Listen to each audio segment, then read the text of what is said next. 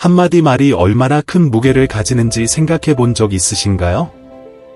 거창한 연설이나 극적인 선언이 아니라 매일 무심코 내뱉는 조용한 말들의 겉으로는 무해해 보이지만 우리의 삶을 형성하는 힘을 가진 말들입니다. 현대를 창업한 정주영 회장은 이 진실을 깊이 이해했습니다. 다리, 글로벌 제국을 건설하며 수십 년간의 성공과 좌절을 겪으며 그는 말이 단순한 소리가 아님을 배웠습니다. 말은 씨앗입니다. 우리와 타인의 마음에 심어져 습관으로 자라나 결국 운명을 만듭니다. 오늘 우리는 정주영 회장이 경고한 삶을 망칠 수 있는 7가지 문구와 이를 대체할 수 있는 단어들을 탐구할 것입니다. 이는 산업거인의 교훈일 뿐 아니라 목적 있는 삶을 위한 보편적 지침입니다. 지금 당신은 어떤 말을 삶에 심고 있나요? 정주영의 여정은 고등학교 졸업장 하나와 굳건한 의지로 시작되었습니다. 배신, 사기, 수많은 실패를 겪었지만 그는 결코 패배의 말을 자신을 정의하게 두지 않았습니다. 심리학자 캐롤 드웩의 성장 마인드셋 연구에 따르면 자기 대화는 성장 가능성을 형성합니다. 정주영은 이를 본능적으로 알았습니다. 그는 말이 성격을 드러내며 마음의 그림자를 보여준다고 믿었습니다. 이제 그가 경고한 첫 3가지 문구를 살펴보겠습니다. 각 문구는 잠재력을 갉아먹는 미묘한 독입니다.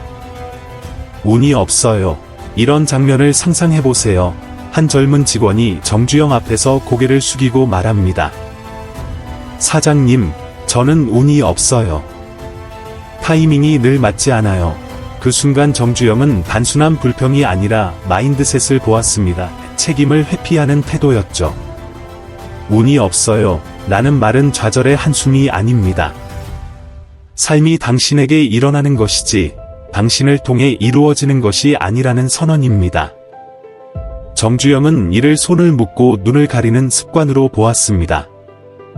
그는 자신의 어려움을 떠올렸습니다. 쌀 장사를 시작했다가 사기를 당하고 벽돌을 팔다가 무너졌죠. 하지만 그는 단 한 번도 운이 없어요 라고 말하지 않았습니다. 대신 그는 자신에게 물었습니다. 해봤어? 이 간단한 질문은 스티븐 코비의 성공하는 사람들의 7가지 습관에서 말하는 주도성 원칙에 뿌리를 두고 있으며 초점을 운에서 행동으로 바꿉니다. 운을 탓하면 통제력을 잃습니다. 내가 무엇을 할 수 있지? 라고 묻는 순간 통제력을 되찾습니다. 생각해보세요. 주변에서 운이 없어요 라는 말을 얼마나 자주 듣나요? 더 나쁜 건 당신이 얼마나 자주 이 말을 하나요? 이 문구는 패배의 씨앗입니다. 심으면 자라납니다. 고맙습니다. 의 부재. 정주영은 감사가 단순한 예의가 아니라 성격의 기둥이라고 믿었습니다. 그는 가장 재능 있는 사람들이 고맙습니다 라는 말을 멈춘 순간 실패했다고 보았습니다. 감사가 없으면 관계는 무너지고 교만이 뿌리를 내립니다. 2018년 하버드 비즈니스 리뷰 연구에 따르면 직장에서 감사를 표현하면 사기와 생산성이 향상되며 신뢰의 파급 효과가 생깁니다. 정주영은 이를 현장에서 보았습니다. 동료에게 감사한 직원들은 강한 팀을 만들었고 보험을 당연시한 이들은 분열을 일으켰습니다. 그는 우리에게 작은 행동에 청소부가 바닥을 쓸거나 계산원이 주문을 처리하는 것에 고맙습니다 라고 말하라고 촉구했습니다. 이 말은 누군가의 하루를 밝히고 결국 당신의 길을 비춥니다. 정주영은 친절에 침묵하는 이들이 고립되고 잠재력이 멈춘다고 경고했습니다. 자문해보세요. 마지막으로 작은 행동에 감사한 적은 언제인가요? 그건 불가능해요. 한강 다리를 건설하겠다고 했을 때 회의적인 사람들은 비웃었습니다. 자금도, 전문성도, 기회도 없다며 불가능하다고 했죠. 정주영은 젊은 시절부터 대담한 사업까지 평생 이 말을 들었습니다. 하지만 그는 이것이 충고가 아니라 두려움을 지혜로 포장한 것임을 알았습니다. 이 문구는 전염됩니다.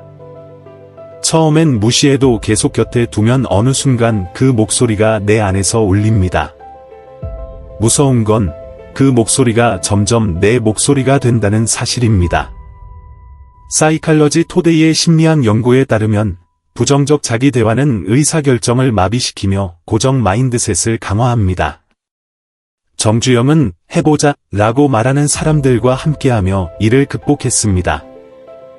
단 한 사람의 격려가 그를 앞으로 나아가게 했고 불가능을 가능으로 바꿨습니다. 그는 묻습니다. 당신 주변엔 어떤 사람들이 있나요?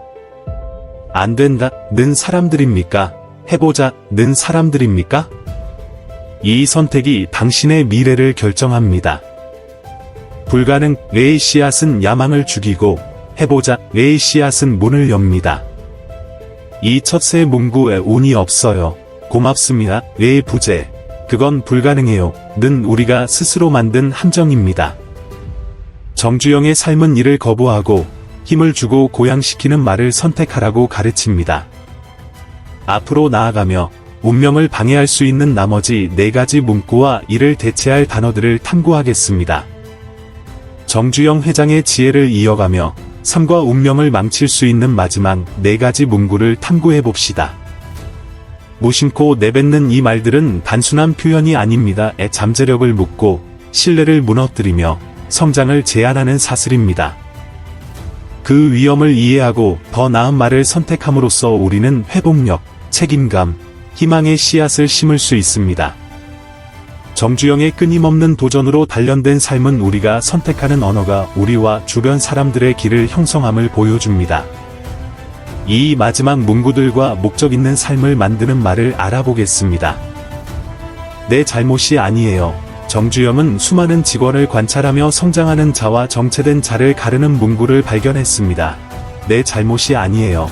실수가 생겼을 때 어떤 이는 내가 잘못했어요. 고치겠습니다. 라고 말했습니다. 정주영은 이런 사람들이 반드시 성장한다고 보았습니다. 반면 다른 사람이 잘못했어요 또는 상황 때문에 어쩔 수 없었다고 변명하는 이들은 달랐습니다. 이 문구는 단순한 핑계가 아니라 배우기를 거부하는 태도입니다. 책임을 회피하면 실패로부터 성장할 기회를 잃습니다. 정주영은 사업 실패, 프로젝트 중단 등 수많은 좌절을 겪었지만 결코 남을 탓하지 않았습니다. 내가 이 길을 선택했으니 내 책임이다 라고 말했죠. 이는 1980년대 크라이슬러를 회생시킨 뒤 아이아코카의 접근법과 일치합니다. 그는 어려운 결정을 책임지며 성공을 이끌어냈습니다. 책임을 지는 것은 신뢰를 쌓고 신뢰는 기회를 엽니다. 자문해보세요.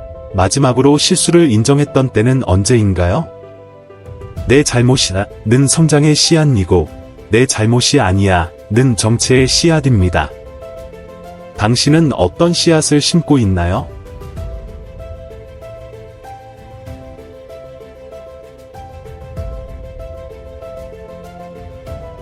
나는 원래 이런 사람이에요. 정주영이 경고한 또 다른 문구는 나는 원래 이런 사람이에요. 입니다. 처음엔 자기 수용처럼 들리지만 이는 변화를 거부하는 선언입니다. 정주영은 강철 같은 의지를 타고난 것이 아니었습니다. 쌀 장사에서 사기를 당하고 손실을 겪으며 조금씩 단련되었습니다. 나는 그냥 이래 라고 말하는 이는 변화의 가능성을 차단하며 스스로를 가둡니다. 반면 정주영은 아직 부족하지만 배우겠습니다 라고 말하는 이들을 높이 샀습니다. 2020년 사이칼러지 토데이 연구에 따르면 변화 가능성을 믿는 성장 지향적 자아관은 회복력과 성과를 높입니다. 정주영이 신뢰한 동료들은 자신의 결점을 인정하고 개선을 추구해 2번째 기회를 얻었습니다. 이 문구는 항복의 신호로 팀 사기를 떨어뜨리고 개인의 진전을 막습니다. 세상은 변합니다. 기술, 시장, 관계의 변화를 거부하는 이는 시대의 파도에 휩쓸립니다. 반성해보세요. 당신은 변화에 열려 있나요? 아니면 그게 나야 뒤에 숨고 있나요? 더 나아질 수 있다. 는 성장의 씨앗입니다. 내가 누구랑 친한지 알아. 정주영은 내가 누구랑 친한지 알아. 라고 자랑하는 이들을 많이 만났습니다. 타인의 이름을 이용해 자신을 띄우려는 이들을 그는 불안과 허세의 표시로 보았습니다. 진정한 힘은 자신의 공로로 서는 것이라고 믿었습니다. 연줄에 의존하는 것은 깨지기 쉬운 기반입니다. 그 연줄이 사라지면 자신도 무너집니다. 정주영은 권력자들과 얽혔지만 그들의 이름을 빌린 적이 없었습니다. 내 삶은 내 것이다 라며 현대를 자신의 방식으로 건설했습니다. 이는 워렌 버핏, 오런 버피트, 이 빌린 영향보다 청렴을 강조한 교훈과 일치합니다. 연줄 자랑은 불신을 낳고 허세는 드러납니다. 정주영은 이런 이들이 타인의 의지에 이용당한다고 경고했습니다. 자문하세요. 당신은 자신의 행동으로 정의되나요? 아니면 아는 사람으로 정의되나요? 내가 아는 사람의 씨앗은 잡초만 키우지만 내가 증명하게는 유산을 만듭니다. 너 잘되라고 하는 말이야. 정주영이 경고한 마지막 문구는 너 잘되라고 하는 말이야 입니다. 겉으론 배려처럼 들리지만 종종 통제나 개인적 두려움을 숨깁니다. 한강 다리 제안을 했을 때 반대자들은 위험하지 마. 너 잘되라고 하는 거야 라고 했습니다. 그는 이를 진정한 관심이 아닌 실패의 두려움으로 보았습니다. 진정한 지지는 어렵지만 내가 도울게 이지 안전하게 살아가 아닙니다. 이는 넬슨 만델라가 아파르테이트 이후 통합적 언어로 행동을 고무한 방식과 일치합니다. 정주영은 이 문구를 무시하며 불가능해 보이는 길을 열었습니다. 이 말은 친절로 위장된 의심의 씨앗을 심습니다. 생각해보세요. 누군가 이렇게 말할 때 당신을 북돋우는 건가요? 억누르는 건가요? 용기를 심는 목소리를 선택하세요. 정주영의 삶은 말이 일시적인 소리가 아니라 운명의 건축가임을 가르칩니다. 운이 없어요. 고맙습니다. 의 부재. 그건 불가능해요. 내 잘못이 아니에요. 나는 원래 이런 사람이에요.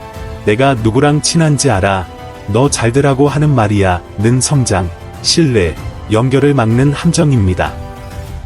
대신 책임, 내 선택이다. 감사, 고맙습니다. 가능성, 해보자. 의 씨앗을 심으세요. 노자는 말했습니다. 생각을 조심하라. 그것이 운명이 된다. 정주영의 여정에 가난한 청년에서 글로벌 거인으로 애은 올바른 말을 선택하면 경력뿐 아니라 의미 있는 삶을 만든다는 것을 보여줍니다. 오늘 반성하세요. 당신은 어떤 말을 하고 누구를 듣나요? 희망과 책임의 씨앗을 심어 당신의 길이 바뀌는 모습